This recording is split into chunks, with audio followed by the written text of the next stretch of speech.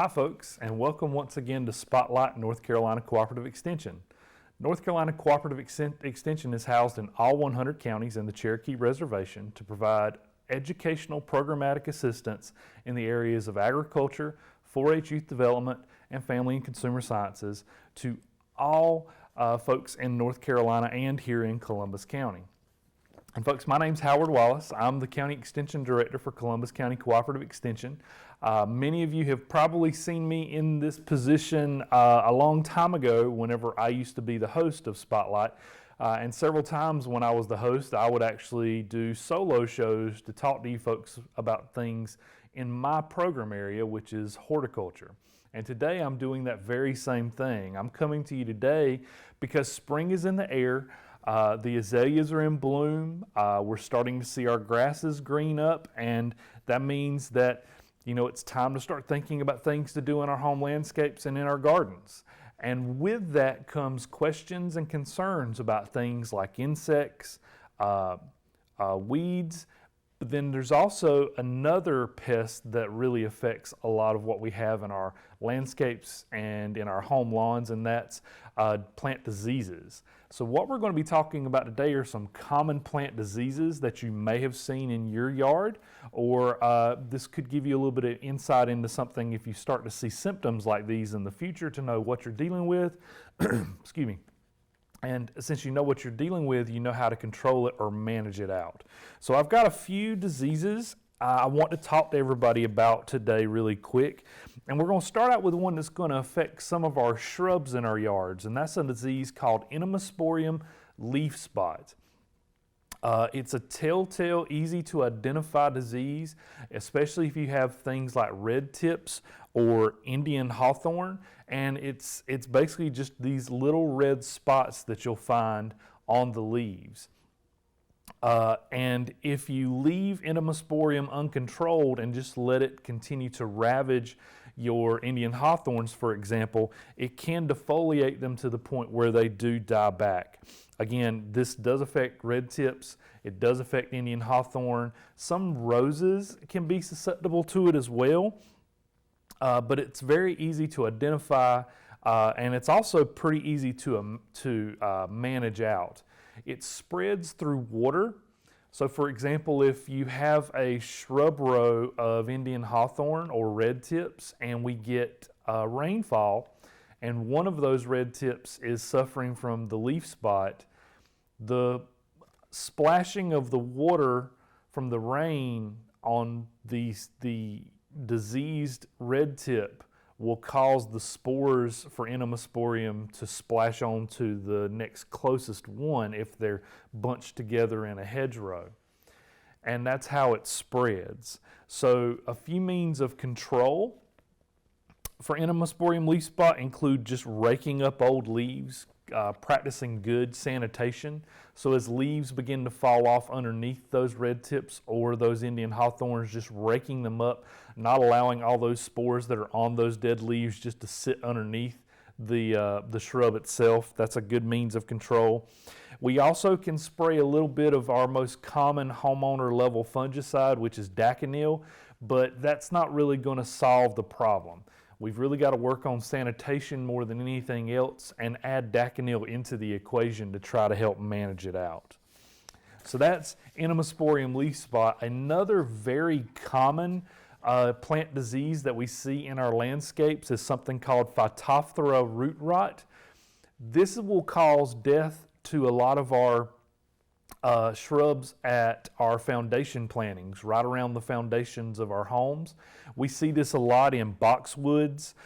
We can also see it in some yews, azaleas, camellias, even junipers. I primarily see it in azaleas and in boxwoods though. Pretty easy to identify. The leaves will start turn yellow and defoliate, and in boxwoods the telltale sign is that the defoliation happens in patches. So you'll look at a boxwood and all of a sudden right in the center of it there'll be a dead spot where all the leaves have fallen out. That is a telltale sign of Phytophthora root rot. It is an aggressive soil-borne fungus. It is native in our soils. It's just there, and the populations of fungal spores with Phytophthora increase and decrease based on climatological factors. There's not any chemical solution for Phytophthora. If you do have these symptoms and we do get identified properly as Phytophthora root rot, the best thing to do is to actually replant or be sure that you're planting in well-drained soils. At our foundations, sometimes actually having gutters that can prevent a lot of rainfall drip off the eaves of our houses into our shrubs, that can help, and then ensuring that there's drainage out of the bushes into the yard or into the lawn or somewhere away from, and water isn't just standing right on top of where the roots are for our foundation shrubs. But if you do end up planting back in the same spot, I recommend bringing in a little bit of topsoil, bedding up that area, and replanting into that fresh topsoil above to get the roots of the shrub out of the zone where we know Phytophthora can be found. There are also some holly varieties that are really good at resisting Phytophthora root rot, such as the Nellie R. Stevens, which is a very popular variety of holly that we find here in our part of the world. Another thing to help prevent Phytophthora root rot is to avoid volcano mulching. Volcano mulching is where we continually add layers of mulch in our beds year after year to the point where it gets to a very large height, and almost the picture you may be seeing now will show you that it just continues to raise up almost like a volcano would along the trunk of the tree. When we get too much mulch around our shrubs and around our trees like this, that holds in a lot of moisture against the bark of the tree or the bark of the shrub. And that moisture will soften the bark, and it will cause the bark to crack, break, and peel off away from the wood of the plant. When that happens, you've effectively girdled your tree or your shrub, and it's going to die back because it's not going to be able to get water or nutrients from the soil. So I always recommend that if you are going to add fresh mulch, and I think mulching is a good thing. It is good to ensure that we keep a little moisture around the root zone of our plants. But if you're going to add mulch, take away a little bit. You only really need about 1 inch of mulch around our shrubs and around our trees to keep them healthy and strong. So if you're going to add more, I recommend taking it back a little bit and only maintaining fresh mulch at about 1 inch in height. Okay. Another disease that is very common that we see in our grasses and in our lawns is something called large patch.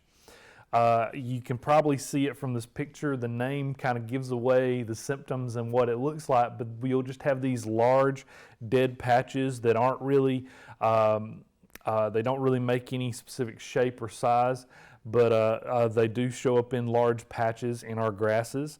They're usually going to be yellow, tan, or straw brown, depending on the degree of death of the grass in those large patches. They can be from 2 foot up to 10 foot in diameter.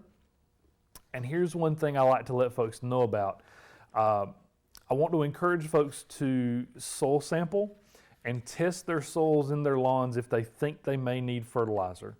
I don't think it's a good idea to just blindly be throwing fertilizer into our home lawns, because a lot of our fertilizers typically have high nitrogen rates. And nitrogen actually makes large patch worse than it already is. At the same time, too much nitrogen on grass can stress the grass and weaken it.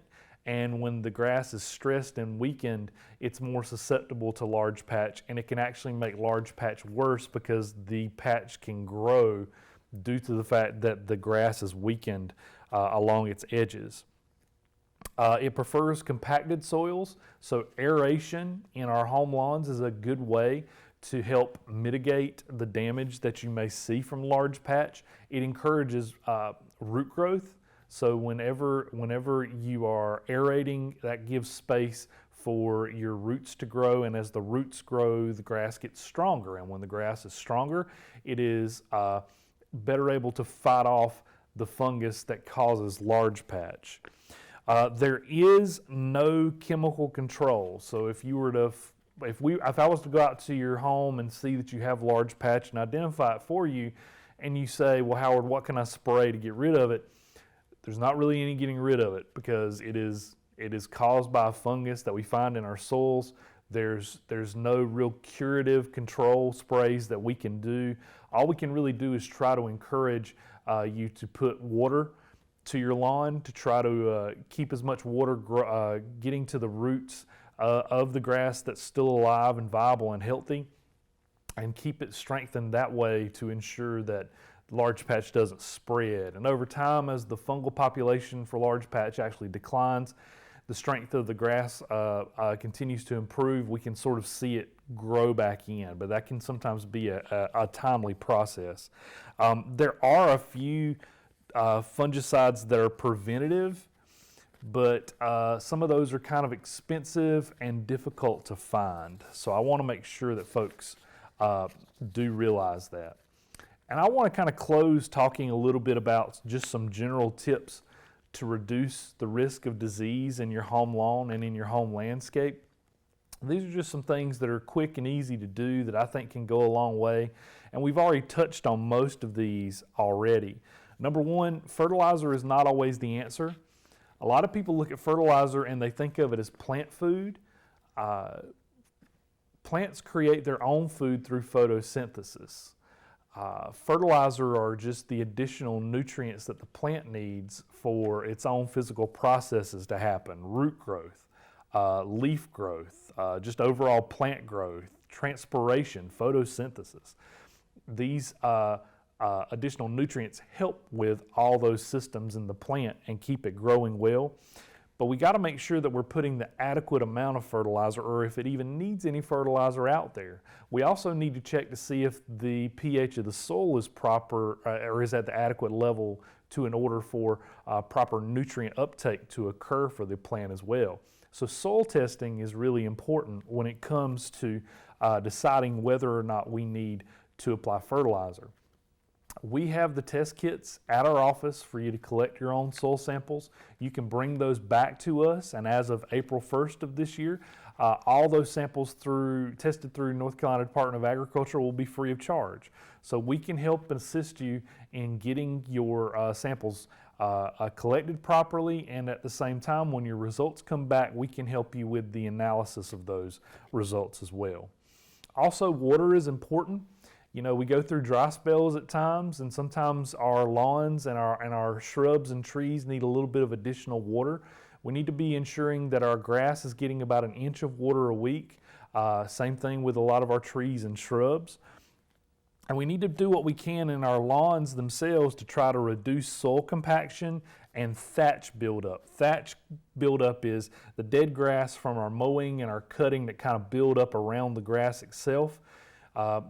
There are implements that you can put behind your lawnmowers to dethatch and aerate at the same time. Also, again, I encourage you to not volcano mulch. Volcano mulching is a big problem that I see this time of year, because people just want to add more pine straw or add more mulch. And again, like I said, that can lead to girdling of our trees and our shrubs, and we want to try to discourage that if at all possible. And finally, we need to think preventatively rather than curatively. We need to be thinking about, okay, what can I do to reduce the risk of these diseases wreaking havoc in my home lawn? And I think if you follow some of these general tips, that's a good way to think preventatively rather than curatively, because as I've told you, a lot of these diseases do not have fungicide recommendations that are going to get rid of the problem. So we've got to be thinking long-term preventatively to try to work these diseases out of our home lawns. And if you have any more questions about plant diseases, lawn diseases, any issues in your lawn, I'm your guy. You can give us a call at our extension office here in Whiteville. and ask for me, Howard Wallace, again, 910-640-6605. And we thank you so much for being with us today on Spotlight North Carolina Cooperative Extension. Join us again next time as we provide more educational information for you, the great folks of North Carolina and Columbus County.